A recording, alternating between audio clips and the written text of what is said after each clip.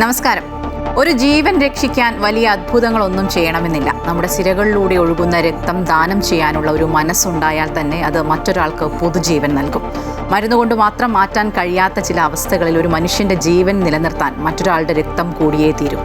ഇന്ന് ലോക രക്തദാന ദിനമാണ്. രക്തദാനത്തിലൂടെ മറ്റൊരാളുടെ ജീവൻ്റെ തുടിപ്പായി മാറാൻ കഴിഞ്ഞവർക്ക് ലോകം ആദരവ് നൽകുന്ന ദിനം. ഒപ്പം രക്തദാനത്തിൻ്റെ പ്രാധാന്യം കൂടി ഈ ദിവസം നമ്മെ ഓർമ്മപ്പെടുത്തുന്നു. ഇന്ന് ഞായറാഴ്ചയാണെങ്കിലും നിരവധി വാർത്തകളുള്ളൊരു ദിവസമാണ്. നമുക്കാദ്യം തലക്കെട്ടുകൾ നോക്കി തുടങ്ങാം.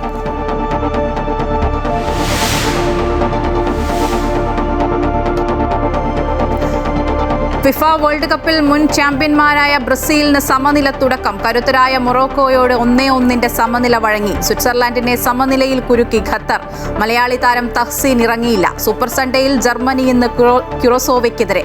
പുലർച്ചെ 1:30 നെതർലാൻഡ്സ് ജപ്പാൻ പോരാട്ടം. വനിതാ 2020 ലോകകപ്പിൽ ഇന്ന് ഇന്ത്യ പാകിസ്ഥാൻ പോരാട്ടം.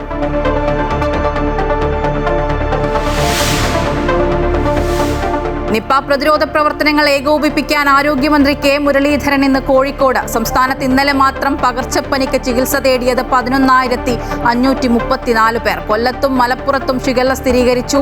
ആങ്കിലോസ്റ്റിക് സ്പോണ്ടിലൈറ്റിസ് രോഗത്തിന് സർക്കാർ മെഡിക്കൽ കോളേജ് ആശുപത്രികൾ വഴി സൗജന്യമായി നൽകി വരുന്ന ഇഞ്ചക്ഷൻ മാസങ്ങളായി നിലച്ചെന്ന് പരാതി. അമേരിക്ക ഇറാൻ സമാധാന കരാറിൽ ഇന്ന് ഒപ്പിടുമോ എന്നതിൽ അവ്യക്തത തുടരുന്നു. കരാർ ഓൺലൈനായി ഇന്നു തന്നെ ഒപ്പിടുമെന്നും ഹോർമൂസ് കടലിടുക്ക് ഇന്ന് തുറക്കുമെന്നും US പ്രസിഡന്റ് ഡൊണാൾഡ് ട്രംപ്. സമ്പുഷ്ടീകരിച്ച യുറേനിയത്തിന്റെ കാര്യത്തിലടക്കം അന്തിമ ധാരണയിലെന്നും ഇന്ന് ഒപ്പിടില്ലെന്നും ഇറാൻ. കരാറിൽ പങ്കാളിയാകില്ലെന്ന് ഇസ്രായേൽ.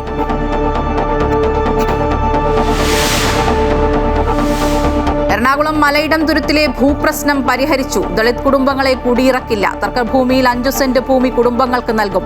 1000 ചതുരശ്ര അടിയിൽ കുറയാത്ത വീട് സർക്കാർ വെച്ച് നൽകുമെന്ന് മന്ത്രി റോജി എം ജോൺ. സർക്കാർ നിർദ്ദേശം അംഗീകരിച്ച് ഇരുവിഭാഗവും. ഒത്തുതീർപ്പ് ധാരണ കോടതിയെ അറിയിക്കും.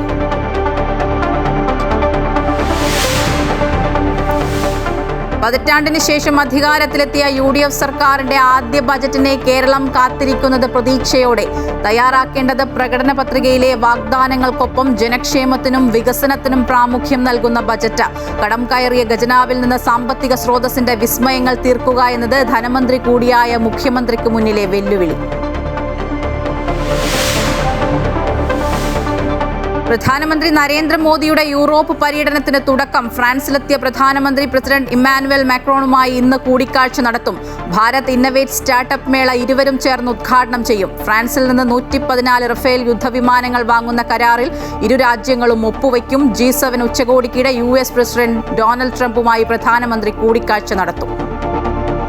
ഫിഫ ലോകകപ്പിൽ കരുത്തരായ ബ്രസീലിനെ സമനിലയിൽ തളച്ച് മൊറോക്കോ. ആവേശോജ്വലമായ മത്സരത്തിൽ ഇരു ടീമുകളും ഓരോ ഗോൾ വീതം നേടി. 21-ാം മിനിറ്റിൽ ഇസ്മായിൽ സൈബാരിയിലൂടെ മൊറോക്കോ മുന്നിലെത്തി. 32-ാം മിനിറ്റിൽ സൂപ്പർ താരം വിനീഷ്യസ് ജൂനിയർ സമനില ഗോൾ നേടി. മത്സരത്തിന്റെ അവസാന മിനിറ്റുകളിൽ ഇരു ടീമുകൾക്കും വിജയ ഗോൾ നേടാൻ നിരവധി അവസരങ്ങൾ ലഭിച്ചെങ്കിലും ഗോൾ കീപ്പർമാരുടെ മികവ് മത്സരം സമനിലയിലാക്കി. ഖത്തർ സ്വിറ്റ്സർലാൻഡ് മത്സരവും സമനിലയിലാണ് അവസാനിച്ചത്. മത്സരത്തിന്റെ ആദ്യ പകുതിയിൽ ബ്രീൽ എംബോളട്ടിയുടെ പെനൽറ്റി ഗോളിലൂടെയാണ് സ്വിറ്റ്സർലാൻഡ് ഗോൾ നേടിയത്. ഇഞ്ചുറി ടൈമിൽ ബൗലേം ഖൗക്കിയാണ് ഖത്തറിന്റെ സമനില ഗോൾ നേടിയത്. മത്സരത്തിൽ ഖത്തറിന്റെ മലയാളി താരം തഹ്സീൻ മുഹമ്മദ് കളിക്കാനിറങ്ങിയില്ല.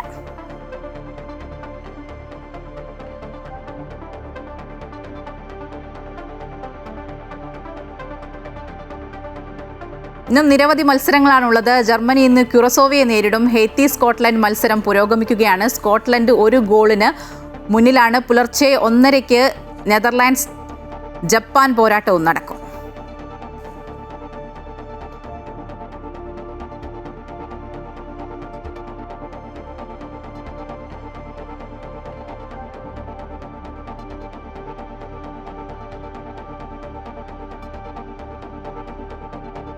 സംസ്ഥാനം ഒരു പകർച്ചപ്പനിയുടെ ഒരു ഭീതിയിലാണ്. ഒപ്പം തന്നെ ഈ ഷിഗല്ല ഭീതിയും തുടരുകയാണ്. തിരുവനന്തപുരത്ത് കാട്ടാക്കടയിലും രോഗത്തിന്റെ ലക്ഷണങ്ങൾ പ്രകടമായെങ്കിലും സ്ഥിരീകരണം ഇതുവരെ ഉണ്ടായിട്ടില്ല. ആരോഗ്യവകുപ്പിന്റെ പ്രതിരോധ പ്രവർത്തനങ്ങൾ ഊർജിതമായി തുടരുന്നതിനിടയിൽ സംസ്ഥാനത്ത് പകർച്ചവ്യാധികളും പടർന്നു പിടിക്കുകയാണ്. കൂടുതൽ വിവരങ്ങളുമായി തിരുവനന്തപുരത്ത് നിന്നും രജിത്ത് ചേരുന്നുണ്ട്. രജിത്ത്, കഴിഞ്ഞ ദിവസമൊക്കെ 10,000-ത്തിലധികം പേരാണ് ഈ പകർച്ചപ്പനിയുമായി ചികിത്സ തേടിയിരിക്കുന്നത്. ഈ പനി ക്ലിനിക്കിൻ്റെയൊക്കെ ഒരു നടത്തിപ്പ് എങ്ങനെ, ഏത് രീതിയിലാണ് മുന്നോട്ട് പോകുന്നത്? ഒപ്പം പ്രതിരോധ പ്രവർത്തനങ്ങൾ ഏത് രീതിയിലാണ് ഊർജിതമാക്കിയിട്ടുള്ളത്?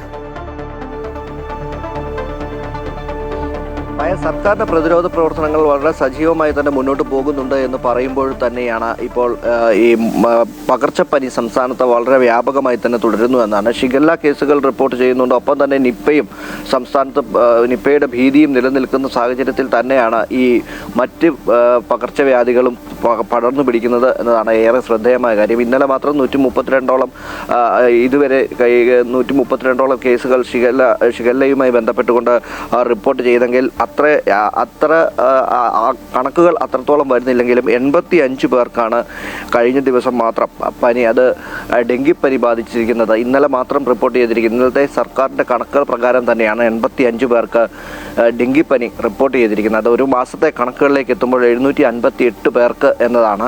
2 മരണവും ഇതുമായി ബന്ധപ്പെട്ട് ഉണ്ടായിട്ടുണ്ട് എന്ന കാര്യം ഏറെ ശ്രദ്ധേയമായ ഒരു കാര്യം കൂടിയാണ്. അതേ സമയത്ത് തന്നെയാണ് എലിപ്പനിയും. അത് ഇന്നലെ 8 പേർക്ക് റിപ്പോർട്ട് ചെയ്തെങ്കിൽ ഇതുവരെ ഈ ഒരു മാസത്തിനുള്ളിൽ 107 പേർക്ക് എലിപ്പനി റിപ്പോർട്ട് ചെയ്യുന്ന ഒരു സാഹചര്യവും 2 മരണവും അവിടെയും റിപ്പോർട്ട് ചെയ്യുന്നൊരു സാഹചര്യം ഉണ്ടായി. അങ്ങനെ മറ്റൊന്നുള്ളത് ഏറ്റവും പ്രധാനം മഞ്ഞപ്പിത്തം കൂടി ഈ ഭാഗങ്ങളിലൊക്കെ പടർന്നു പിടിക്കുന്നു എന്നത് തന്നെയാണ്. ഈ മഞ്ഞപ്പിത്ത ബാധിതരായി ഇന്നലെ മാത്രം 24 പേർക്ക് മഞ്ഞപ്പിത്തം റിപ്പോർട്ട് ചെയ്തു. കഴിഞ്ഞ 2 ദിവസത്തിനുള്ളിൽ തന്നെ 48 പേർക്ക് മഞ്ഞപ്പിത്തം റിപ്പോർട്ട് ചെയ്യുന്ന സാഹചര്യമാണ്. ഒരു മാസത്തിനിടെ 313 പേർക്ക് മഞ്ഞപ്പിത്തവും റിപ്പോർട്ട് ചെയ്യുകയാണ്. അങ്ങനെ പകർച്ചവ്യാധികൾ മറ്റ് രോഗങ്ങൾക്കൊപ്പം തന്നെ പകർച്ചവ്യാധികളും വളരെ സജീവമായി സംസ്ഥാനത്ത് പടർന്നു പിടിക്കുന്ന ഒരു സാഹചര്യം കൊണ്ട് അതുകൊണ്ട് ശക്തമായ മഴയുടെ ഒരു പശ്ചാത്തലത്തിൽ കൂടിയായിരിക്കാം ഒരുപക്ഷെ ഈ പകർച്ചവ്യാധികൾ പടരുന്നത് എന്നത് തന്നെയാണ്. എങ്കിൽ തന്നെയും പ്രതിരോധ പ്രവർത്തനങ്ങൾ ഏറെ സജീവമാക്കേണ്ടതുണ്ട്. ആ പ്രതിരോധ പ്രവർത്തനങ്ങൾ സജീവമായി തന്നെ പോകുന്നു എന്ന് ആരോഗ്യവകുപ്പ് അവകാശപ്പെടുന്നുണ്ട്. നേരത്തെ സൂചിപ്പിച്ചതുപോലെ പനി ക്ലിനിക്കുകളൊക്കെയും ഉണ്ട്. എങ്കിൽ തന്നെയും വൈറൽ പനി ബാധിച്ചെത്തുന്ന ആളുകളുടെ എണ്ണവും അത് ആയിരക്കണക്കിന് പേരാണ് വൈറൽ പനി ബാധിച്ച് എത്തുന്നത്. അങ്ങനെ ആരോഗ്യവകുപ്പിൻ്റെ പ്രവർത്തനങ്ങൾ വളരെ സജീവമായി തന്നെ മുന്നോട്ട് പോകുന്നു എന്ന് അവകാശപ്പെടുന്ന സമയത്ത് തന്നെയാണ് ഈ എല്ലാവിധ പനികളും, അത് നേരത്തെ ഉണ്ടായിരുന്ന ഏറെ ആളുകൾക്ക് ഏറെ ഗുരുതരമായി ബാധിക്കുന്ന തരത്തിലുള്ള പനികളായിരുന്നുവെങ്കിൽ ആ പനികളും ഇപ്പോഴും തുടരുന്നുണ്ട് എന്നത് തന്നെയാണ്. അവയുടെ കണക്കുകൾ പക്ഷേ അത്ര കണ്ട് വ്യാപകമായി തന്നെ വരുന്നില്ല. ഈ ഷിഗല്ലയും ഒപ്പം തന്നെ നിപ്പയും വളരെ സജീവമായി തന്നെ ചർച്ചയിലാകുമ്പോൾ മറ്റു പനികൾ ബാധിച്ചുള്ള മരണവും സംസ്ഥാനത്ത് തുടരുന്നു എന്ന കാര്യം കൂടി ശ്രദ്ധേയമാണ്. ആരോഗ്യവകുപ്പിൻ്റെ പ്രത്യേക ശ്രദ്ധ ഇക്കാര്യത്തിലുണ്ടാവേണ്ടത്. തദ്ദേശ സ്വയംഭരണ സ്ഥാപനങ്ങളുടെ ഭാഗത്തു നിന്നും ഈ പ്രതിരോധ പ്രവർത്തനങ്ങൾ കൂടുതൽ സജീവമായി നടത്തേണ്ട ഒരു കാലഘട്ടം കൂടിയാണ്. അതിൻ്റെ പ്രവർത്തനങ്ങൾ ഈ ഷിഗല്ലയുടെയൊക്കെ പശ്ചാത്തലത്തിൽ ആ സ്ഥലങ്ങളിലൊക്കെ ഇപ്പോൾ ഒരു പക്ഷേ കൂടുതലായി റിപ്പോർട്ട് ചെയ്യുന്ന സ്ഥലങ്ങളിലൊക്കെ പ്രവർത്തനങ്ങൾ വളരെ സജീവമായി തന്നെ മുന്നോട്ട് പോകുന്നുണ്ട് എന്ന് പറയുമ്പോഴുമാണ് ഈ പനികൾ കൂടി ഈ തരത്തിലുള്ള പകർച്ചവ്യാധികൾ കൂടി സംസ്ഥാനത്ത് വളരെ സജീവമായി തന്നെ പടരുന്നു എന്ന കാര്യം ശ്രദ്ധയിൽ വരുന്നത്. ശരി, എന്തായാലും സംസ്ഥാനത്ത് പകർച്ചപ്പനി ഭീതി അതിങ്ങനെ തുടരുകയാണ്. ഓരോ ദിവസവും 10,000-ലധികം പേരാണ് പനി ക്ലിനിക്കുകളിൽ ചികിത്സ തേടിയെത്തുന്നത്. അപ്പോൾ ആരോഗ്യവകുപ്പ് നിർദ്ദേശങ്ങളൊക്കെ, ജാഗ്രതാ നിർദ്ദേശങ്ങളൊക്കെ നൽകിയിട്ടുണ്ട്. അത്തരം നിർദ്ദേശങ്ങളൊക്കെ ആളുകൾ പാലിക്കുകയൊക്കെ ചെയ്യുക. രജത്താണ് വിവരങ്ങൾ നൽകിയത്. ഇനി കോഴിക്കോടേക്ക് വന്നു കഴിഞ്ഞാൽ നിപ്പ ബാധിച്ച് ചികിത്സയിൽ കഴിയുന്ന യുവാവിൻ്റെ നില അത് ഗുരുതരമായി തുടരുകയാണ്. വിമാനമാർഗം ഡൽഹിയിൽ നിന്നും കോഴിക്കോട് എത്തിച്ച മരുന്ന് ഇന്ന് യുവാവിന് നൽകും. അതേസമയം ആരോഗ്യമന്ത്രി കെ മുരളീധരൻ ഇന്ന് ജില്ലയിൽ എത്തുന്നുണ്ട്.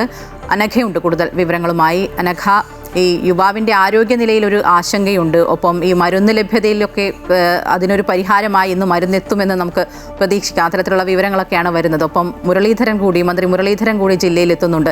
കേന്ദ്ര സംഘം കൂടി അവിടെ ഉണ്ട് എന്നുള്ളതാണ്. അപ്പോൾ ഇന്ന് ഈ കേന്ദ്ര സംഘം ഏതെങ്കിലും പ്രദേശങ്ങളിൽ നിന്ന് പരിശോധന നടത്തുന്നുണ്ടോ? ഒപ്പം മറ്റ് ആളുകൾക്കൊക്കെ ഈ രോഗലക്ഷണങ്ങൾ പ്രകടിപ്പിച്ചവരുടെയൊക്കെ സാമ്പിളുകളും മറ്റും അയച്ചിട്ടുണ്ടോ? ഇന്ന് ഏതെങ്കിലും സാമ്പിളുകളുടെയൊക്കെ പരിശോധനാ ഫലമൊക്കെ വരാനിരിക്കുന്നുണ്ടോ? എങ്ങനെയൊക്കെയാണ് വിവരങ്ങൾ?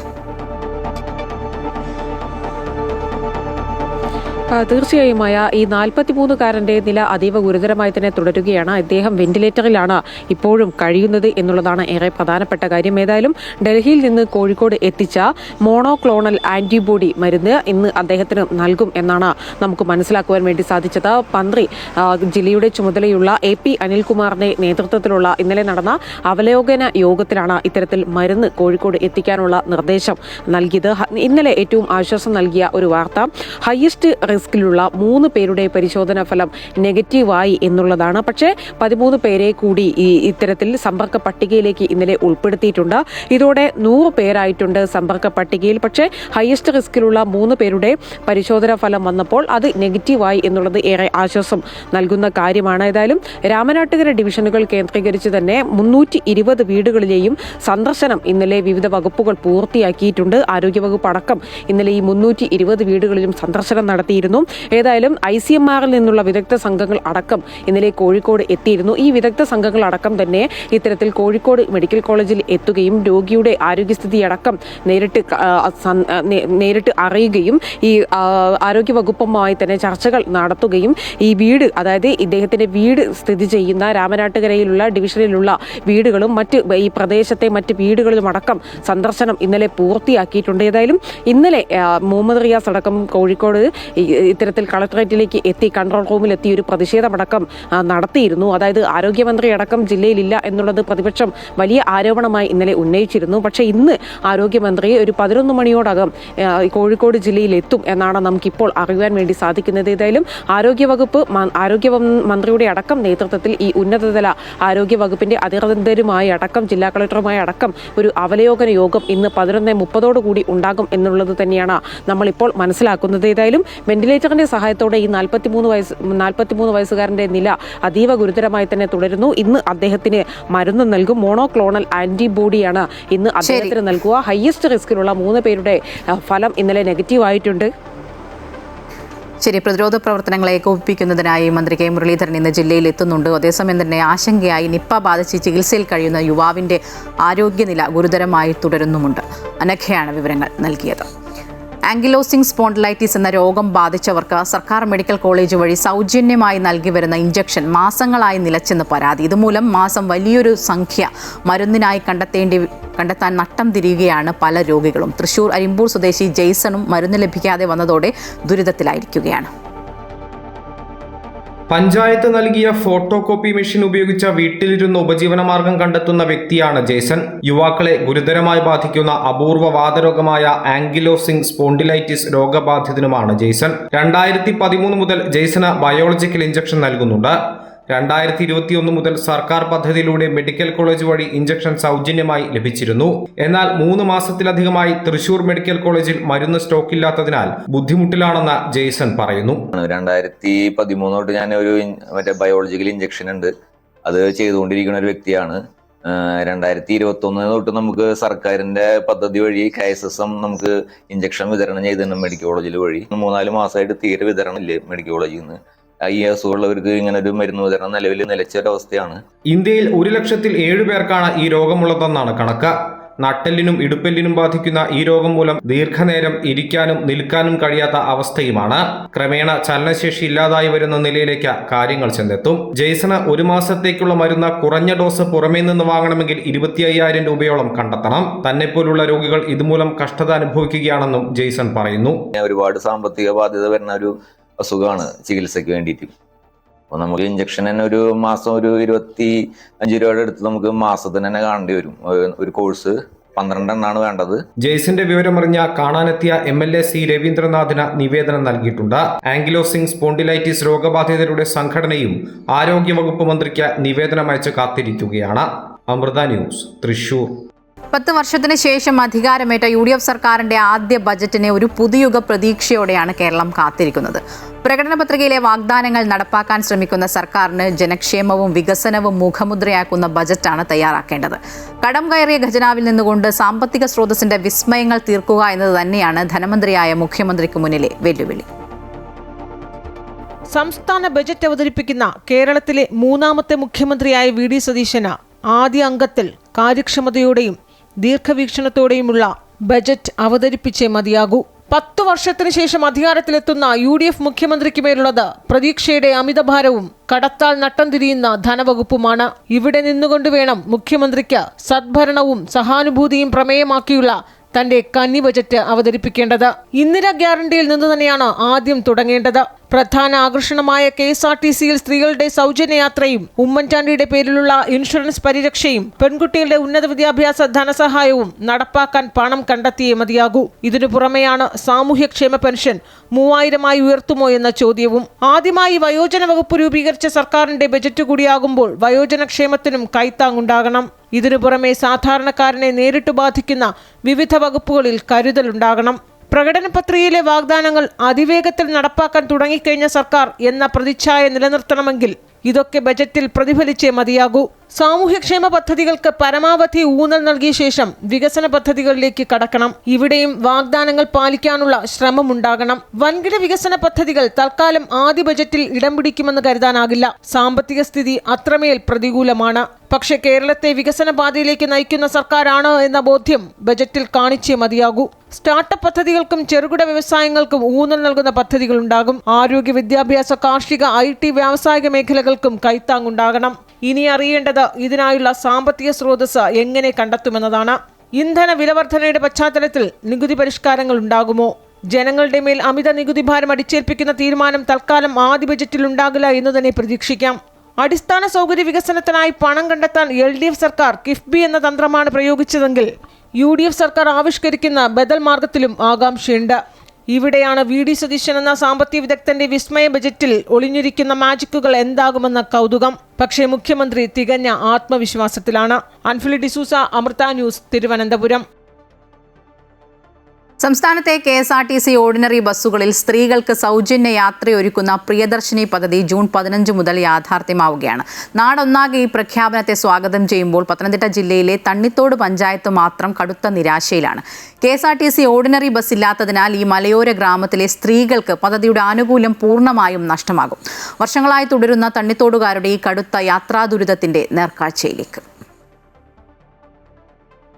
ദൂരയാത്രയ്ക്കൊക്കെ ബസ്സില്ലാത്തതിൻ്റെ വെളുപ്പിനെ തന്നെ എന്നെ ഒരുപാട് ആൾക്കാർ വിളിച്ച് ചോദിക്കുന്നുണ്ട് ബസ് ഉണ്ടോ എന്ന്. അപ്പം ഞാൻ പറയും ഇല്ല എന്ന് വിളിച്ച് പറയും. കാരണം ഇവിടോട്ട് വരുന്നത് നമ്മൾ അറിയുന്നില്ല. ബസ് ഉണ്ടെങ്കിലും 4 ദിവസത്തേക്കേ ഉള്ളൂ. പിന്നെ ബസ് ഇല്ലല്ലോ. നമുക്ക് തീർച്ചയായിട്ടും ബസ് വേണം, ഒന്നിലധികം ബസ് വേണം. ഇഷ്ടം പോലെ ജോലിക്ക് പോയിട്ട് വരുന്നവരുണ്ട്. അത് ബുദ്ധിമുട്ടി അവർ വൈകിട്ട് വരുന്നത്. രാത്രിയിലെ ചിലപ്പോൾ 1-2 ബസ്സൊക്കെ കാണുള്ളൂ. നമുക്ക് അത്യാവശ്യം നമുക്ക് ബസ് വേണം. ഇത് പുതിയ സർക്കാരിന്റെ പ്രിയദർശിനി പദ്ധതി എന്ന പ്രഖ്യാപനം കേട്ട പത്തനംതിട്ട ജില്ലയിലെ കോന്നി താലൂക്കിൽ ഉൾപ്പെട്ട വിവിധ പ്രദേശങ്ങളിലുള്ള സ്ത്രീകൾക്ക് യാതൊരു വിധത്തിലും സന്തോഷിക്കാൻ കഴിയുന്നില്ല. കാരണം ഈ പ്രദേശങ്ങളിലേക്ക് KSRTC ഓർഡിനറി സർവീസുകളില്ല. പ്രധാനമായും തണ്ണിത്തോട് പഞ്ചായത്തിലെ കരിമാൻതോട്, തേക്കുതോട്, മണ്ണീറ, അടവി, എലിമുള്ളുംപ്ലാക്കലൻ തുടങ്ങിയ പ്രദേശങ്ങളിലേക്ക് സ്വകാര്യ ബസ്സുകൾ മാത്രമാണ് സർവീസ് നടത്തുന്നത്. ഒരു കാലത്ത് നിരവധി KSRTC ഓർഡിനറി സർവീസുകൾ സജീവമായിരുന്ന റൂട്ടുകളാണിത്. നാട്ടുകാർ നിരന്തരം പ്രതിഷേധിച്ചിട്ടും നിവേദനങ്ങൾ നൽകിയിട്ടും തണ്ണിത്തോട്ടിലേക്ക് ഓർഡിനറി ബസ് അയക്കാൻ KSRTC തയ്യാറാകുന്നില്ലെന്നാണ് ജനങ്ങളുടെ പരാതി. ജനകീയ പ്രക്ഷോഭം ഉണ്ടായപ്പം അവർ 3 ബസ്സാക്കി. പക്ഷെ 3 ബസ് എന്ന് പറയുന്നത് വെളുപ്പാങ്കാലത്താണ്. ഒരു തിരുവനന്തപുരം ഫാസ്റ്റ് 7:15 അത് നിർത്തി. 8:30 കോട്ടയം ഉണ്ടായിരുന്നു, അത് നിർത്തി. ഇപ്പോൾ ഒരു 4:30 ഒരു തൃശ്ശൂർ ഫാസ്റ്റ് മാത്രം വന്നിട്ടുണ്ട്. കൂടുതൽ ബസ് ഉണ്ടാകണമെന്നാണ് ഞങ്ങളുടെ ആഗ്രഹം. പത്തനംതിട്ട കോന്നി തണ്ണിത്തോട് റൂട്ടിൽ നിലവിലോടുന്ന 2 ഫാസ്റ്റ് പാസഞ്ചർ ബസ്സുകൾ തങ്ങൾക്ക് യാതൊരു സാമ്പത്തിക ആശ്വാസവും നൽകുന്നില്ലെന്ന് പ്രദേശവാസികൾ ഒരേ സ്വരത്തിൽ പറയുന്നു. തങ്ങൾക്കും പ്രിയദർശിനി പദ്ധതിയുടെ തണൽ വേണമെന്നാണ് തണ്ണിത്തോട്ടിലെ അമ്മമാരുടെയും സഹോദരിമാരുടെയും ആവശ്യം. ഇതിപ്പോ എന്നും കൊടുക്കണം, വണ്ടിക്കൂലി 28 രൂപ വെച്ച് കോന്നിന്ന് വെച്ച് കൊടുക്കണം. ഇതാകുമ്പോ പ്രൈവറ്റ് ട്രാൻസ്പോർട്ട് ബസ് ഉണ്ടെങ്കിൽ സൗജന്യമായിട്ട് പോരുവാണെങ്കിൽ നല്ലതല്ലേ. കൂടുതലും ബസ് വരണം. KSRTC ഞങ്ങൾക്ക് സൗജന്യമായിട്ട് പോകാൻ ഞങ്ങൾക്ക് അനുവദിക്കണം. ഞങ്ങൾ പാവങ്ങളാ, ഞങ്ങൾക്ക് ഒരു നിവൃത്തികളും ഇല്ല. എന്നും 60 രൂപ 70 രൂപ വണ്ടിക്കൂലി കൊടുത്ത് ഓട്ടോക്കൂലി കൊടുക്കുന്ന. വള്ളിക്കോട് കോട്ടയം പത്തനംതിട്ട റൂട്ടിലും പൂങ്കാവ് കോന്നി റൂട്ടിലും KSRTCയുടെ ഓർഡിനറി ബസ്സുകളില്ല. ഈ പ്രദേശങ്ങളിലൊക്കെ അമ്മമാർക്കും സഹോദരിമാർക്കും പ്രിയദർശിനി വെറുമൊരു പ്രഖ്യാപനം മാത്രമായി അവശേഷിക്കുമോ അതോ അധികൃതർ കണ്ണു തുറക്കുമോ എന്ന് കാത്തിരുന്നു കാണാം. ആനുകൂല്യങ്ങൾ പ്രഖ്യാപിക്കുമ്പോൾ അത് അർഹതപ്പെട്ട എല്ലാവരിലേക്കും എത്തുന്നുണ്ട് എന്ന് ഉറപ്പാക്കേണ്ട ബാധ്യത സർക്കാരിനുണ്ട്. അത് അധികൃതർ ചെയ്യുമെന്ന് തന്നെയാണ് യാത്രക്കാരുടെ പ്രതീക്ഷ. ക്യാമറമാൻ രതീഷ് മടമ്പേശ്വരനൊപ്പം കണ്ണൻ ദേവ്, അമൃത ന്യൂസ്, പത്തനംതിട്ട. തണ്ണിത്തോട്ടുകാരുടെ യാത്രാ ദുരിതത്തിനൊരു പരിഹാരമുണ്ടാകുമെന്ന് നമുക്ക് പ്രതീക്ഷിക്കാം. എറണാകുളം മലയിടം തുരുത്തിലെ ഭൂപ്രശ്നം പരിഹരിച്ചിരിക്കുകയാണ്. സർക്കാർ നിർദ്ദേശം ഇരുകൂട്ടരും അംഗീകരിച്ചു. ദളിത് കുടുംബങ്ങളെ കുടിയിറക്കില്ല. തർക്ക ഭൂമിയിൽ 5 സെന്റ് ഭൂമി കുടുംബങ്ങൾക്ക് നൽകും. 1000 ചതുരശ്ര അടിയിൽ കുറയാത്ത വീട് സർക്കാർ വെച്ച് നൽകുമെന്ന് ചർച്ചയ്ക്ക് നേതൃത്വം നൽകിയ മന്ത്രി റോജി എം ജോൺ പറഞ്ഞു. കുടുംബങ്ങളെ അതേ ഭൂമിയിൽ തന്നെ നിലനിർത്താൻ കഴിഞ്ഞത് വിജയമെന്ന് സമരസമിതിയും പ്രതികരിച്ചു. 5 പതിറ്റാണ്ട് നീണ്ട തർക്കവും നിയമപോരാട്ടവും. മാറി മാറി വന്ന സർക്കാരുകൾ നടത്തിയ ചർച്ചകൾ പരാജയപ്പെട്ടിടത്ത് പുതിയ UDF സർക്കാർ വിജയം കൈവരിച്ചു. മലയിടം തുരുത്തിലെ ഭൂപ്രശ്നം പരിഹരിച്ചത് സർക്കാരിനെ സംബന്ധിച്ച് വലിയ നേട്ടമായി. നിലവിൽ താമസിക്കുന്ന സ്ഥലത്ത് തന്നെ 5 സെന്റ് വീതം ഭൂമി പട്ടികജാതി കുടുംബങ്ങൾക്ക് നൽകും. 1000 സ്ക്വയർ ഫീറ്റിൽ കുറയാത്ത ഒരു വീട് കുടുംബങ്ങൾക്ക് സർക്കാർ തന്നെ മുൻകൈയെടുത്ത് പണിയുമെന്ന് ചർച്ചയ്ക്ക് നേതൃത്വം നൽകിയ മന്ത്രി റോജി എം ജോൺ അറിയിച്ചു. വീടുകളുടെ നിർമ്മാണം പൂർത്തിയാകുന്നതുവരെ നിലവിലുള്ള വീടുകളിൽ കഴിയാനുള്ള സാവകാശം നൽകാനും ചർച്ചയിൽ തീരുമാനമായി. ഈ തർക്കഭൂമിയിൽ തന്നെ 5 സെന്റ് ഭൂമി ഈ ഓരോ കുടുംബങ്ങൾക്കും കൊടുക്കാനും അതോടൊപ്പം അതിനാവശ്യമായിട്ടുള്ള വഴി പൊതുവഴിയായിട്ട് പഞ്ചായത്ത് വഴിയായിട്ട് ലഭ്യമാക്കാനും അവർ നൽകുന്ന ഈ ഭൂമിയിൽ അവർക്ക് ഈ കുടുംബങ്ങൾക്ക് കയറി കിടക്കാൻ സാധിക്കുന്ന തരത്തിൽ 1000 സ്ക്വയർ ഫീറ്റിൽ കുറയാത്ത ഒരു വീട് അത് ഗവൺമെൻറ് തന്നെ മുൻകൈയെടുത്ത് ഈ ഓരോ കുടുംബങ്ങൾക്കും വെച്ചു കൊടുക്കുകയും ചെയ്യും എന്നുള്ള ഒരു നിർദ്ദേശമാണ് നമ്മൾ വെച്ചത്. വ്യവസ്ഥകളൊക്കെ കൃത്യമായി പറഞ്ഞ് കരാറിന് രൂപം നൽകും. കരാർ വ്യവസ്ഥകൾ നടപ്പാക്കുന്നു എന്ന് ഉറപ്പുവരുത്താൻ ജില്ലാ ഭരണകൂടത്തിന്റെ ഭാഗത്തുനിന്നും RDO, DYSP എന്നിവരെ നിയോഗിക്കുമെന്നും മന്ത്രി പറഞ്ഞു. സമരക്കാർക്കെതിരെ എടുത്ത കേസുകൾ പിൻവലിക്കാമെന്ന ഉറപ്പ് നൽകിയിട്ടുണ്ട്. ജനിച്ചു വളർന്ന അതേ ഭൂമിയിൽ തന്നെ കുടുംബങ്ങളെ നിലനിർത്താൻ കഴിഞ്ഞത് വിജയമെന്നാണ് സമരസമിതിയുടെ പ്രതികരണം. ഇപ്പോൾ ഇവിടെ മന്ത്രി സൂചിപ്പിച്ച പോലെ നടന്ന ചർച്ചയുടെ അടിസ്ഥാനത്തിൽ ഞങ്ങളും അതിനോട് സഹകരിച്ചുകൊണ്ട് ഈ പറയുന്ന തരത്തിൽ 5 സെന്റ് ഭൂമിയും വീടും നൽകുന്ന തരത്തിലേക്കുള്ള സംവിധാനത്തിലേക്കാണ് ഇപ്പോൾ എത്തിയിട്ടുള്ളത്. ആ സമരസമിതിയെ സംബന്ധിച്ച് സമരസമിതിയുടെ ഏറ്റവും വലിയ വിജയമായി തന്നെയാണ് ഇതിനെ കാണുന്നത്. ഈ മാസം 16 മുമ്പ് പ്രശ്നം പരിഹരിച്ച് ഭൂമി ഉടമസ്ഥർക്ക് കൈമാറണം എന്നുള്ളതായിരുന്നു കോടതി ഉത്തരവ്. പുതിയ സർക്കാർ വന്നതിനു ശേഷം പോലീസ് നടപടിയുണ്ടാവുകയും വലിയ വിവാദങ്ങൾക്കും പ്രതിഷേധങ്ങൾക്കും കാരണമാവുകയും ചെയ്തിരുന്നു. ഏതാനും വർഷങ്ങൾ നീണ്ട ചർച്ചകൾക്കൊടുവിൽ കുടുംബങ്ങൾക്കും സർക്കാരിനും ഏറെ ആശ്വാസമുള്ള തീരുമാനമാണ് ഉണ്ടായത്. അമൃത ന്യൂസ്, കൊച്ചി. പശ്ചിമേഷ്യയിലെ യുദ്ധം അവസാനിപ്പിക്കുന്നതിനുള്ള സമാധാന കരാറിൽ ഇന്ന് ഒപ്പുവെക്കുമെന്ന് US പ്രസിഡന്റ് ഡൊണാൾഡ് ട്രംപും മധ്യസ്ഥരായ പാകിസ്ഥാനും അറിയിച്ചു. കരാർ ഒപ്പുവെക്കുന്നതോടെ ഇറാൻ ഉപരോധിച്ചിരിക്കുന്ന ഹോർമൂസ് കടലിടുക്ക് അന്താരാഷ്ട്ര കപ്പൽ ഗതാഗതത്തിനായി ഉടനടി തുറന്നു നൽകുമെന്നാണ് അമേരിക്കയുടെ പ്രതീക്ഷ. കരാർ ഒപ്പുവെക്കുന്നതുമായി ബന്ധപ്പെട്ട് അമേരിക്കയും പാകിസ്ഥാനും പ്രഖ്യാപിച്ച സമയം ഔദ്യോഗികമായി സ്ഥിരീകരിക്കാൻ ഇറാൻ വിദേശകാര്യ മന്ത്രാലയം വിസമ്മതിച്ചു. കരാറിൽ തങ്ങൾ പങ്കാളികളാകില്ലെന്ന് ഇസ്രായേൽ പ്രധാനമന്ത്രി ബെന്യാമിൻ നെതന്യാഹു ഇതിനോടകം തന്നെ പ്രഖ്യാപിച്ചിട്ടുണ്ട്. സമാധാന കരാറിന്റെ കരട് രൂപം തയ്യാറായതായി മധ്യസ്ഥതയ്ക്ക് നേതൃത്വം നൽകിയ പാകിസ്ഥാൻ പ്രധാനമന്ത്രി ഷെഹബാസ് ഷെരീഫ് അറിയിച്ചു. യുദ്ധം അവസാനിപ്പിക്കുന്നതിനുള്ള അടുത്ത ഘട്ടങ്ങൾ വിജയകരമായി പൂർത്തിയാക്കാൻ പാകിസ്ഥാൻ ഇരു രാജ്യങ്ങളുമായി ചേർന്ന് പ്രവർത്തിക്കുകയാണെന്നും ഷെഹബാസ് ഷെരീഫ് പറഞ്ഞു. കരാറിൽ ഇനിയും മാറ്റങ്ങൾ ഉണ്ടായേക്കാമെങ്കിലും താൽക്കാലിക കരാർ തന്റെ രാജ്യം യുദ്ധത്തിൽ കൂടുതൽ ശക്തരായി ഉയർന്നു വന്നതിന്റെ തെളിവാണെന്ന് ഇറാൻ വിദേശകാര്യമന്ത്രി അബ്ബാസ് അരാക്ചി വ്യക്തമാക്കി. കരാർ പ്രകാരം ഹോർമൂസ് കടലിടുക്ക് വീണ്ടും തുറക്കുമെന്നും ഇറാന് മേലുള്ള US ഉപരോധം നീക്കുമെന്നും അരാക്ചി പറഞ്ഞു. കരാർ വ്യവസ്ഥകളെക്കുറിച്ച് ഇറാന്റെ പരമോന്നത ദേശീയ സുരക്ഷാ സമിതിയിൽ അഭിപ്രായ ഭിന്നതയുണ്ടെന്നും സമിതി അംഗീകരിച്ചാൽ ഇരു രാജ്യങ്ങളും ഒരേ സമയം വെവ്വേറെ ഇരുന്ന് കരാറിൽ ഒപ്പുവെക്കുമെന്നും അരാക്ചി കൂട്ടിച്ചേർത്തു. അടുത്ത 60 ദിവസത്തിനുള്ളിൽ ഇറാന്റെ കൈവശമുള്ള സമ്പുഷ്ടീകരിച്ച യുറേനിയം നശിപ്പിക്കുന്നതിനെക്കുറിച്ച് ചർച്ചകൾ നടത്തും. ഇറാന്റെ മണ്ണിൽ വെച്ച് തന്നെ ഇവ നശിപ്പിക്കാനാണ് US ലക്ഷ്യമിടുന്നത്.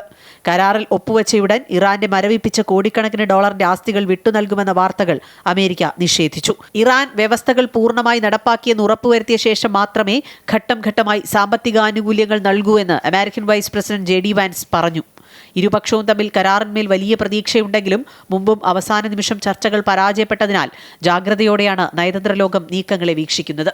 News desk, Amrita TV. ഫ്രാൻസിലെ നീസിലെത്തിയ പ്രധാനമന്ത്രി നരേന്ദ്രമോദിക്ക് ഇന്ത്യൻ സമൂഹം ഊഷ്മള സ്വീകരണമാണ് നൽകിയത്. ഇന്ന് പ്രസിഡന്റ് ഇമ്മാനുവൽ മാക്രോണുമായി പ്രധാനമന്ത്രി ഉഭയകക്ഷി ചർച്ച നടത്തും. 114 റഫേൽ യുദ്ധവിമാനങ്ങളുടെ കരാറിലും ഒപ്പിട്ടേക്കും. തുടർന്ന് ഇരു നേതാക്കളും ഭാരത് ഇന്നൊവേറ്റ്സ് പരിപാടിയുടെ ഉദ്ഘാടനം നിർവഹിക്കും. തുടർന്ന് പ്രധാനമന്ത്രി സ്ലോവാക്കിയയിലേക്ക് തിരിക്കും. 16-ന് വീണ്ടും ഫ്രാൻസിലെത്തുന്ന പ്രധാനമന്ത്രി G7 ഉച്ചകോടിയിൽ പങ്കെടുക്കുകയും US പ്രസിഡന്റ് ഡൊണാൾഡ് ട്രംപുമായി കൂടിക്കാഴ്ച നടത്തുകയും ചെയ്യും. നീറ്റ് പുനഃപരീക്ഷയ്ക്കായി എല്ലാ തയ്യാറെടുപ്പുകളും നടത്തിയതായി കേന്ദ്ര സർക്കാർ. പരീക്ഷാ നടത്തിപ്പിന്റെ സുരക്ഷയ്ക്കായി കേന്ദ്രസേനയെയും ചോദ്യപേപ്പറുകൾ എത്തിക്കുന്നതിന് വ്യോമസേനയും നിയോഗിച്ചു. ചോദ്യപേപ്പർ ചോർച്ച തടയുന്നതിന് ടെലഗ്രാം ഉൾപ്പെടെയുള്ള സോഷ്യൽ മീഡിയ പ്ലാറ്റ്ഫോമുകളിൽ കർശന നിരീക്ഷണം തുടരുകയാണ്. കേന്ദ്ര ക്യാബിനറ്റ് സെക്രട്ടറിയുടെ നേതൃത്വത്തിൽ ഉന്നതതല യോഗം ചേർന്ന് ക്രമീകരണങ്ങൾ വിലയിരുത്തിയിരുന്നു. ചോദ്യപേപ്പർ തയ്യാറാക്കി സൂക്ഷിക്കുന്നതിലും പരീക്ഷാ നടത്തിപ്പിലും വരുത്തിയ മാറ്റങ്ങളിൽ കഴിഞ്ഞ ദിവസം NTA വിജ്ഞാപനം പുറത്തിറക്കിയിരുന്നു. ഈ മാസം 21-നാണ് നീറ്റ് പുനഃപരീക്ഷ. ശബരിമല സ്വർണ്ണക്കൊള്ള കേസുമായി ബന്ധപ്പെട്ട നിർണായക പരിശോധനയ്ക്ക് SIT വീണ്ടും സന്നിധാനത്ത്. ഇത്തവണ കട്ടിളപ്പാളിയുടെ മുകൾ ഭാഗത്ത് സ്ഥാപിച്ചിരിക്കുന്ന പ്രഭാമണ്ഡലവും കട്ടിളപ്പാളിയുടെ താഴ്ഭാഗവും ഇളക്കിയാണ് സാമ്പിൾ ശേഖരിക്കുന്നത്. പ്രഭാമണ്ഡലത്തിലെ സ്വർണവും ദ്വാരപാലക ശില്പങ്ങളോടൊപ്പം വേർതിരിച്ചെടുത്തെന്നാണ് SITയുടെ കണ്ടെത്തൽ. മറ്റ് പാളികളോടൊപ്പം ചെന്നൈ സ്മാർട്ട് ക്രിയേഷൻസിൽ എത്തിച്ചാണ് ഈ സ്വർണവും വേർതിരിച്ചതെന്നും ഇത് കണ്ടെത്തേണ്ടതുണ്ടെന്നും SIT വ്യക്തമാക്കുന്നു. നേരത്തെ ദ്വാരപാലക ശില്പങ്ങൾ, കട്ട്ളപ്പാളികൾ എന്നിവയിൽ നിന്ന് വലിയ ഭാഗങ്ങൾ മുറിച്ചെടുത്ത് ജംഷഡ്പൂരിലെ ലാബിലേക്ക് അയച്ചിരുന്നു. കോടതിയിൽ അന്തിമ റിപ്പോർട്ട് സമർപ്പിക്കുന്നതിന്റെ ഭാഗമായാണ് പരിശോധന. ലോക രക്തദാന ദിനാചരണത്തോടനുബന്ധിച്ച് കൊച്ചി അമൃത ആശുപത്രിയിൽ രക്തദാതാക്കളെ ആദരിച്ചു. അമൃതേശ്വരി ഹാളിൽ നടന്ന ചടങ്ങിൽ എറണാകുളം ജില്ലാ കളക്ടർ G. പ്രിയങ്ക IAS രക്തദാനവും ഉദ്ഘാടനവും നിർവഹിച്ചു.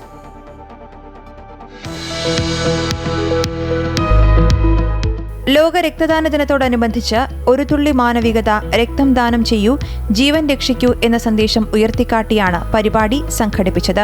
അമൃത ആശുപത്രിയിലെ ട്രാൻസ്ഫ്യൂഷൻ മെഡിസിൻ വിഭാഗത്തിന്റെ ആഭിമുഖ്യത്തിലായിരുന്നു ചടങ്ങ് സംഘടിപ്പിച്ചത്. എറണാകുളം ജില്ലാ കളക്ടർ G. പ്രിയങ്ക IAS ഉദ്ഘാടനം നിർവഹിച്ച് ലോക രക്തദാന ദിന സന്ദേശവും പ്രകാശനം ചെയ്തു.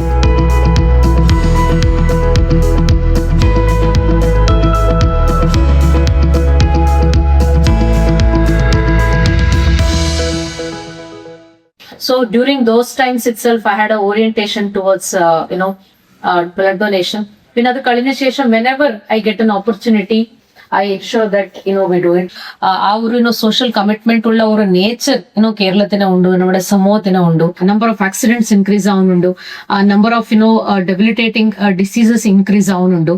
So the requirement for medical care and the requirement, for blood is increasing, day by day. You're the people, without, being published as hero, heroine, but still you are there always, behind saving somebody's life. So congratulations to all of you and please keep up the good work. And finally, I would like to congratulate once again the entire Amrita team for organizing this beautiful function. Amrita Ashupatri Chief Medical Administrator Dr. Prathapan Nair അധ്യക്ഷത വഹിച്ച ചടങ്ങിൽ doctor വീണ ഷെണായ് സ്വാഗതം ആശംസിച്ചു. തുടർന്ന് doctor Linda John രക്തദാന ബോധവൽക്കരണ class നയിച്ചു. സമൂഹത്തിന് വിലമതിക്കാനാവാത്ത സേവനം നൽകുന്ന സ്ഥിരം രക്തദാതാക്കളെയും സന്നദ്ധ രക്തദാന സംഘടനകളെയും ചടങ്ങിൽ ആദരിച്ചു. അമൃത ആശുപത്രി senior medical administrator doctor Beena KV, medical administrator doctor Ajoy Menon, Amrita Vishwavidyapeetham Kochi campus dean professor U. Krishnakumar എന്നിവർ അനുമോദന പ്രസംഗം നടത്തി.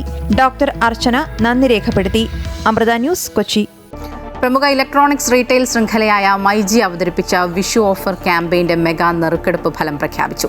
ഒന്നാം സമ്മാനമായ 10 ലക്ഷം രൂപ ആലപ്പുഴ മൈജി ഫ്യൂച്ചർ ഷോറൂമിൽ നിന്നും പർച്ചേസ് ചെയ്ത നീതു വി സ്വന്തമാക്കി. കൊണ്ടോട്ടി മൈജി ഫ്യൂച്ചർ ഷോറൂമിലായിരുന്നു നറുക്കെടുപ്പ്. റവന്യൂ മന്ത്രി AP Anilkumar, myG India private limited chairman AK Shaji എന്നിവർ ചേർന്നാണ് മെഗാ വിജയികളെ തെരഞ്ഞെടുത്തത്. രണ്ടാം സമ്മാനമായ 5 ലക്ഷം രൂപ പുനലൂർ മൈജി ഫ്യൂച്ചർ ഷോറൂമിലെ ഉപഭോക്താവായ സിസ്റ്റർ മെറിനാണ് ലഭിച്ചത്. ഈ മെഗാ സമ്മാനങ്ങൾക്ക് പുറമെ 1 ലക്ഷം രൂപ വീതം 10 പേർക്ക് മൂന്നാം സമ്മാനവും 20 ലക്ഷം രൂപ വിലമതിക്കുന്ന നിരവധി ആകർഷകമായ സമ്മാനങ്ങളും ഓഫറിന്റെ ഭാഗമായി ഉപഭോക്താക്കൾക്ക് ലഭിക്കും.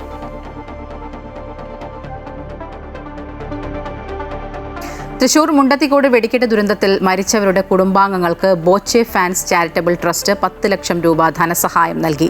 ബോബി ചെമ്മണ്ണൂർ ഇന്റർനാഷണൽ ഗ്രൂപ്പിന്റെ കോർപ്പറേറ്റ് ഓഫീസിൽ വെച്ച് നടന്ന ചടങ്ങിൽ ബോബി ചെമ്മണ്ണൂരിന്റെ സാന്നിധ്യത്തിൽ തൃശൂർ ഡെപ്യൂട്ടി മേയർ A. പ്രസാദാണ് തുക കൈമാറിയത്. Thiruvambadi Devaswom president colonel PRM Ravi, secretary K. Girish Kumar, joint secretary P. Sasidharan എന്നിവർ ചടങ്ങിൽ പങ്കെടുത്തു. Bobby Chemmanur international group PRO Joji MJ സ്വാഗതവും ജനീഷ് ഓസ്കാർ നന്ദിയും പറഞ്ഞു. സംസ്ഥാനത്ത് കാലവർഷം ദുർബലമാവുകയാണ്. പത്തനംതിട്ട, ഇടുക്കി, കോട്ടയം, എറണാകുളം ഉൾപ്പെടെ 4 ജില്ലകളിൽ ഇന്ന് യെല്ലോ അലേർട്ടാണ്. 50 കിലോമീറ്റർ വേഗതയിൽ ശക്തമായ കാറ്റിന് സാധ്യതയും പ്രവചിക്കുന്നുണ്ട്. എറണാകുളം ജില്ലയിൽ അടുത്ത 3 മണിക്കൂറിൽ മാത്രം ഓറഞ്ച് അലേർട്ട് പ്രഖ്യാപിച്ചിട്ടുണ്ട്. നാളെ മുതൽ ഒരു ജില്ലയിലും മഴ മുന്നറിയിപ്പില്ല.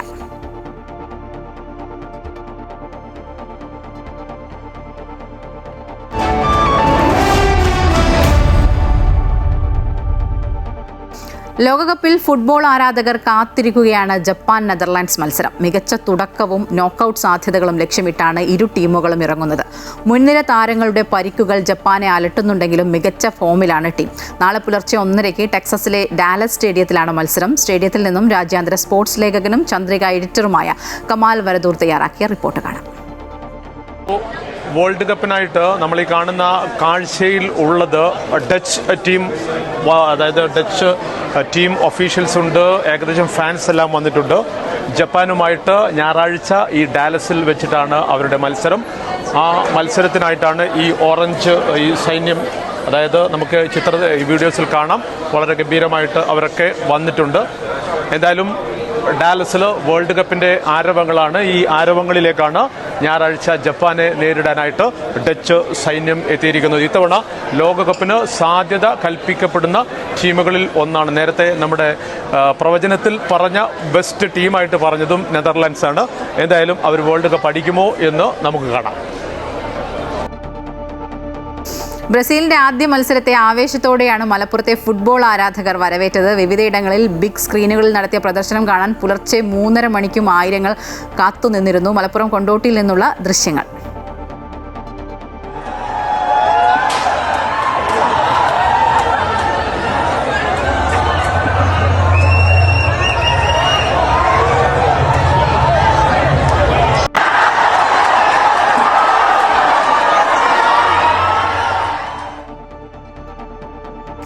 ലോകകപ്പിന്റെ ആവേശം സ്കൂൾ മുറ്റത്തേക്ക് എത്തിച്ചുകൊണ്ട് കൊല്ലത്ത് സെന്റ് അലോഷ്യസ് ഹയർ സെക്കൻഡറി സ്കൂളിൽ വർണ്ണാഭമായ ഫുട്ബോൾ വിളംബര ഘോഷയാത്ര സംഘടിപ്പിച്ചു.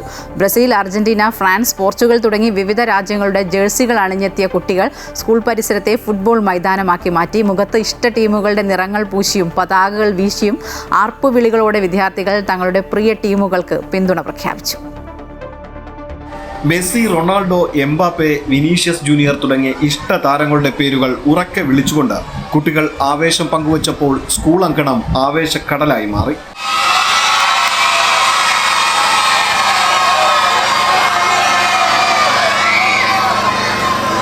വിവിധ രാജ്യങ്ങളുടെ ജേഴ്സികൾ അണിഞ്ഞും പതാകകൾ വീശിയും എത്തിയ കുട്ടികൾ ലോകകപ്പ് ആവേശത്തെ സ്കൂൾ മുറ്റത്ത് ഒരു ഫുട്ബോൾ സ്റ്റേഡിയത്തിന്റെ പ്രതീതിയിലേക്ക് ഉയർത്തി.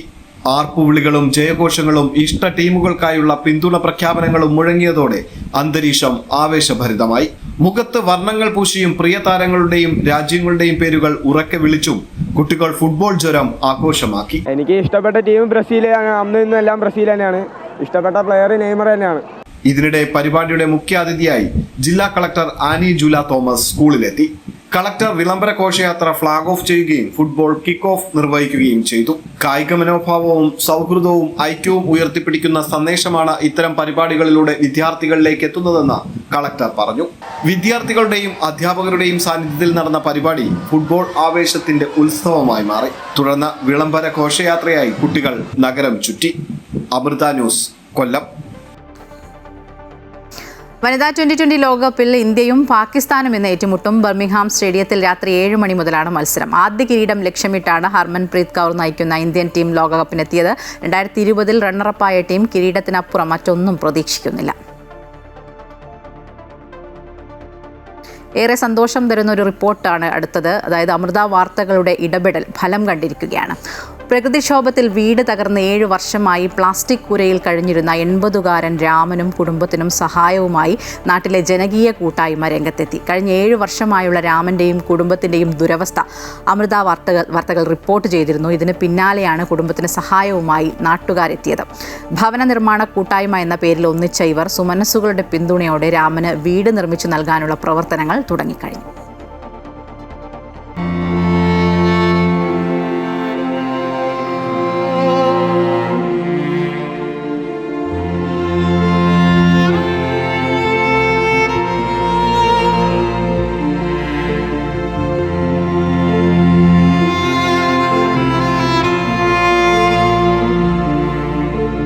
പ്രകൃതിക്ഷോഭത്താൽ വീട് നഷ്ടപ്പെട്ട രാമന്റെയും കുടുംബത്തിന്റെയും സ്റ്റോറി അമൃത വാർത്തകൾ പുറത്തുവിട്ടിരുന്നു. ആ വാർത്തകൾ ശ്രദ്ധയിൽപ്പെട്ട ഒരു ബഹുജന കൂട്ടായ്മ അവർക്ക് വീട് വെച്ച് നൽകാനുള്ള പ്രവർത്തനങ്ങളുമായി മുന്നോട്ട് പോവുകയാണ്. ഏതു തരത്തിലാണ് നമ്മൾ ആ വീട് പ്രവർത്തനം മുന്നോട്ട് കൊണ്ടുപോകുന്നത്? ഞങ്ങളെ ഈ വാർത്ത ശ്രദ്ധയിൽപ്പെട്ട ഉടൻ തന്നെ ഞങ്ങളുടെ ഇളങ്കമംഗലം വാർഡ് മെമ്പർ ശ്രീമാൻ സന്തോഷ് കുമാറിന്റെ നേതൃത്വത്തിൽ ഒരു കമ്മിറ്റി രൂപീകരിക്കുകയും അവരുടെ ഭവനം സന്ദർശിക്കുകയും ചെയ്തു. അപ്പം ഞങ്ങൾക്ക് അവരുടെ യഥാർത്ഥ വസ്തുത ഞങ്ങൾക്ക് മനസ്സിലായി. വളരെ ദയനീയമായ അവസ്ഥയാണ്. ആ പാവപ്പെട്ട ഒരു അമ്മയും, സ്ട്രോക്ക് വന്ന അമ്മയും അച്ഛനും ആ സഹോദരിമാരും അടങ്ങുന്ന കുടുംബത്തെ എങ്ങനെങ്കിലും അവർക്ക് നനയാതെ ഇരിക്കാനൊരു ഭവനം ബാക്കിയുള്ള പണി പൂർത്തീകരിക്കണമെന്ന് ഞങ്ങളൊരു കൂട്ടായ തീരുമാനമെടുത്തു. ഇത് ഞങ്ങൾ ജനകീയമായിട്ട് ജനങ്ങളിൽ സാധന സാമഗ്രികൾ മാത്രം വാങ്ങിക്കൊണ്ട്, ഒരു സാമ്പത്തികമായിട്ടുള്ള ഒരു പിരിവോ അങ്ങനെയുള്ള കാര്യമല്ല ഞങ്ങൾ ഉദ്ദേശിക്കുന്നത്. ഈ ഭവനത്തിന് പുനരുദ്ധീകരിക്കാൻ പുനരുദ്ധാരണം നടത്തുവാൻ സാധന സാമഗ്രികൾ തരാൻ തയ്യാറാണ് എങ്കിൽ അവരുടെ കയ്യിൽ നിന്ന് ഞങ്ങൾ സാധനങ്ങൾ വാങ്ങിക്കൊണ്ട് ഈ പണി പൂർത്തീകരിക്കാനാണ് ഞങ്ങൾ ആഗ്രഹിക്കുന്നത്. വളരെ സുതാര്യമായിട്ട് യാതൊരുവിധ അഴിമതിയും ഉണ്ടാകാതെ. അതുകൊണ്ടാണ് ഞങ്ങൾ എടുത്തു പറയാൻ ആഗ്രഹിക്കുന്നത്, സാധന സാമഗ്രികൾ മാത്രമായിരിക്കും ഞങ്ങൾ വാങ്ങിച്ചു ഈ വീടിൻ്റെ പണി പൂർത്തീകരിക്കാൻ ഞങ്ങൾ വാർഡ് മെമ്പറുടെ നേതൃത്വത്തിൽ തീരുമാനിച്ചിരിക്കുന്നത്. വാർഡ് മെമ്പറുടെ നേതൃത്വത്തിൽ ഒരു കമ്മിറ്റി തന്നെ ഉണ്ടാക്കിയിട്ടുണ്ട്. അതിൻ്റെ അനുസരിച്ചാണ് ഈ പ്രവർത്തനങ്ങൾ നടക്കുന്നതല്ലേ? തീർച്ചയായിട്ടും. ഞങ്ങൾ ഈ വാർത്ത അറിഞ്ഞതിന് ശേഷം ഉടനെ തന്നെ ഞങ്ങളൊരു കുറച്ചാളുകൾ ജനപങ്കാളിത്തത്തോടെ ഒരു കമ്മിറ്റി വിളിച്ചു കൂട്ടുകയും അതിൻ്റെ കൺവീനറായിട്ട് എന്നെ തിരഞ്ഞെടുത്തു. അതുപോലെ തന്നെ അതിൻ്റെ ജോയിൻറ്റ് കൺവീനറായിട്ട് നമ്മുടെ ഒരു ജ്യേഷ്ഠനുണ്ട്, ഒരു വിക്രമൻ പിള്ള എന്ന് പറയുന്നത്, അദ്ദേഹത്തെ ഉൾപ്പെടുത്തി. അതിൻ്റെ പ്രധാനപ്പെട്ട കാര്യകർത്താക്കൾ പ്രധാനപ്പെട്ട ആളുകളാണ് നിൽക്കുന്നത്. ഇവരെല്ലാം ഉൾപ്പെടുത്തിക്കൊണ്ട് നമ്മളൊരു കമ്മിറ്റി രൂപീകരിച്ചുകൊണ്ട് നമ്മൾ അപ്പോൾ തന്നെ, കാരണം കൂടുതൽ നമ്മൾ വൈകിക്കാതെ അടുത്ത ദിവസങ്ങളിൽ തന്നെ നമ്മൾ ഇതുമായി ബന്ധപ്പെട്ട് പ്രീതയുടെ വീട് സന്ദർശിക്കുകയും ആ വീടിൻ്റെ ആ ഒരു പരിതാപകരമായ അവസ്ഥ ഞങ്ങൾ നേരിട്ട് കണ്ടപ്പോൾ ഞങ്ങൾ അത്ഭുതപ്പെട്ടു പോയി. കാരണം എന്ന് പറഞ്ഞാൽ ഇത്രയും ദയനീയമായ ഒരു അവസ്ഥയിൽ ജീവിക്കുന്ന ഒരു കുടുംബം, അതുമാത്രമല്ല വിവാഹപ്രായം കഴിഞ്ഞ് നിൽക്കുന്ന ഒരു പെൺകുട്ടി, അതുപോലെ അമ്മ സ്ട്രോക്ക് വന്ന് തളർന്നിരിക്കുന്ന ഒരു അമ്മ, അതുപോലെ തന്നെ അച്ഛനാണ് 19 വയസ്സിപ്പുറത്തുള്ള ഒരു അച്ഛനാണ്. കാരണം വളരെ കഷ്ടപ്പാട്, വളരെ ദുരിതം, ഒരു നേരത്തെ ആഹാരത്തിന് പോലും ഗതിയില്ലാതെ അലയുന്ന ഒരു കുടുംബം, അതും ഒരു പാറക്കെട്ടിന് സമീപത്ത്. കാരണം യാത്ര ചെയ്ത് പോകാൻ പോലും പറ്റാത്തൊരു സാഹചര്യം. നമ്മളിപ്പോൾ ഈ സാധനങ്ങൾ, നമ്മൾ ഈ മെറ്റീരിയൽസ് എല്ലാം കളക്ട് ചെയ്യുമ്പോഴും, ജനപങ്കാളിത്തത്തോടു കൂടി ഈ മെറ്റീരിയൽസ് നമ്മൾ കളക്ട് ചെയ്യുമ്പോഴും നമുക്ക് അവിടെ ഒരു മൂവരട്ട് ചിലവ് വരും. കാരണം നമ്മൾ ഇത്രയും സാധനങ്ങളും സാമഗ്രികളും നമ്മൾ ചുമന്ന് താഴെ കൊണ്ടുപോയി നമ്മൾ എത്ര കഠിനമാണെങ്കിൽ പോലും ഞങ്ങളുടെ ലക്ഷ്യം ഈ പ്രീത എന്ന് പറയുന്ന ഈ പെൺകുട്ടിക്ക്, ഈ സഹോദരിക്ക് ഒരു വീട് ഉണ്ടാക്കി കൊടുക്കുക എന്നുള്ളത് തന്നെയാണ്. അതുകൊണ്ട് മാത്രമാണ് ഇപ്പം എൻ്റെ നല്ലേട്ടൻ പറഞ്ഞ എൻ്റെ കൂട്ട് ഞങ്ങൾ 100% ജനപങ്കാളിത്തത്തോട് തന്നെ ഈ വീട് എത്രയും പെട്ടെന്ന് നിർമ്മിച്ചു കൊടുക്കാനുള്ള ഒരു സാഹചര്യമാണ് ഒരുക്കുന്നതിന്. അവൻ എല്ലാവരും സഹകരിക്കണം. ഞങ്ങൾക്ക് സാമ്പത്തികം എന്നുള്ളതല്ല നമ്മൾ കാണുന്നത്. കാരണം ഇത് ചേട്ടൻ പറഞ്ഞതിൻ്റെ കൂട്ട് സുതാര്യമായ ഒരു കാര്യമാണ്. സാമ്പത്തികമല്ല ഞങ്ങൾക്ക് പ്രധാനം. നേരെ മറിച്ച് ഞങ്ങൾക്ക് മെറ്റീരിയൽസിന് പണിയാൻ കിട്ടുന്ന പണി സാധനങ്ങൾ മറ്റുള്ള കാര്യങ്ങൾ കിട്ടിക്കഴിഞ്ഞാൽ ഞങ്ങൾ അടിയന്തരമായിട്ട് എത്രയും പെട്ടെന്ന് ഞങ്ങൾ ചെയ്തു കൊടുക്കപ്പെടും. അതാണ് തീരുമാനം. വീട് നമ്മൾ അന്ന് വാർത്തയിൽ കണ്ടപ്പോഴും ഈ വളരെ കാട്ടുപന്നികളുടെ ശല്യം, ചേരയുടെ ശല്യമൊക്കെ ഉണ്ടെന്ന് പറഞ്ഞിരുന്നു. ഇത്തരത്തിൽ അവർക്ക് എന്തായാലും ഒരു വലിയൊരു കാര്യം തന്നെയാണ്. തീർച്ചയായിട്ടും ഇത് വഴിയെന്ന് പറയുന്നത് വളരെ ബുദ്ധിമുട്ടാണ്. നമ്മൾ ഏകദേശം ഒരു 500-600 മീറ്റർ ഈ സാധനങ്ങൾ അവിടെ ഇറക്കി ഇട്ട് കഴിഞ്ഞാൽ അത് ചുമ്മി വേണം നമ്മളിവിടെ കൊണ്ടുവരേണ്ടത്. അതാണ് ഏറ്റവും വലിയ ദുരിതം. ഈ സാധനങ്ങൾ ഇറക്കാം, പക്ഷേ ആ സാധനങ്ങൾ അവിടെ കൊണ്ടെത്തിക്കുക എന്നുള്ളൊരു വളരെ ഒരു പ്രയത്നം തന്നെയാണ്. അപ്പോൾ അതെല്ലാം എന്തായാലും ഈ വാർത്ത, അമൃത TV ഈ വാർത്ത കൊണ്ടുവന്നത് ഞങ്ങൾക്ക് വളരെ സന്തോഷമുണ്ട്. കാരണം ഈ ഒരു നിർധന കുടുംബത്തെ സഹായിക്കുക എന്നുള്ള ഒരു പുണ്യകർമ്മമായിട്ട് തന്നെ ഞങ്ങൾ ആത്മാർത്ഥമായിട്ട് ഇത് ഏറ്റെടുക്കുകയാണ്. അതിന് ഈ വാർത്ത റിപ്പോർട്ട് ചെയ്ത നമ്മുടെ കണ്ണനും ക്യാമറമാനും വളരെ ഞങ്ങൾ ഏനാത്തിൻ്റെ വളരെ നന്ദി അറിയിക്കുന്നു. കാരണം ഇതൊരു വലിയ ഒരു യഥാർത്ഥ അർഹതയുള്ള ഒരു കുടുംബം തന്നെയാണ്. അപ്പോൾ ഇതിന് മുന്നോട്ട് ഈ വാർത്ത കൊണ്ടുവന്ന അമൃത TVക്ക് ഞങ്ങൾ വളരെ വളരെ നന്ദി അറിയിക്കുന്നു. ബഹുജന കൂട്ടായ്മ ചേർന്ന് എന്തായാലും ഒരു സുതാര്യമായിട്ടാണെന്ന് പറഞ്ഞു. അവർക്ക് കെട്ടുറപ്പുള്ള ഒരു വീട് ഉണ്ടാക്കി കൊടുക്കുക എന്നുള്ളതാണ് ഞങ്ങളുടെ ഒരു കർത്തവ്യം. അപ്പോൾ അതിനുവേണ്ടി ഞങ്ങൾ പരിശ്രമിക്കുന്നു. അതിൽ വിജയിക്കുമെന്ന് ഉറപ്പുണ്ട്. വീട് നഷ്ടപ്പെടുകയും പിന്നീട് കഴിഞ്ഞ 7 വർഷങ്ങളായി പ്ലാസ്റ്റിക് കൂരയിൽ താമസിക്കേണ്ടിയും വരികയായിരുന്ന രാമന്റെയും കുടുംബത്തിന്റെയും വാർത്ത എന്തായാലും അമൃത ന്യൂസുകളിലൂടെയാണ് ഈ നാട്ടുകാരൊക്കെ അറിയുന്നത്. അത്തരത്തിലാണ് ഇവരൊക്കെ ആ ഒരു പ്രവർത്തനത്തിൽ ഏർപ്പെടുന്നത്. എന്തായാലും അവർക്ക് വീട് വെച്ചു കൊടുക്കാനുള്ള ഈ തീരുമാനത്തിൽ അമൃത ന്യൂസിനും സന്തോഷമുണ്ട്. ക്യാമറമാൻ രതീഷ് മണ്ഡമിശലിനൊപ്പം കണ്ണൻദേവ്, അമൃത ന്യൂസ്, പത്തനംതിട്ട. എന്തായാലും രാമനും കുടുംബത്തിനും സമാധാനത്തോടെ അന്തിയുറങ്ങാൻ ഒരു കൂരയുണ്ടാവട്ടെ. അതിന് മുൻകൈയെടുത്ത് വന്ന ജനകീയ കൂട്ടായ്മയ്ക്ക് എല്ലാ അഭിനന്ദനങ്ങളും.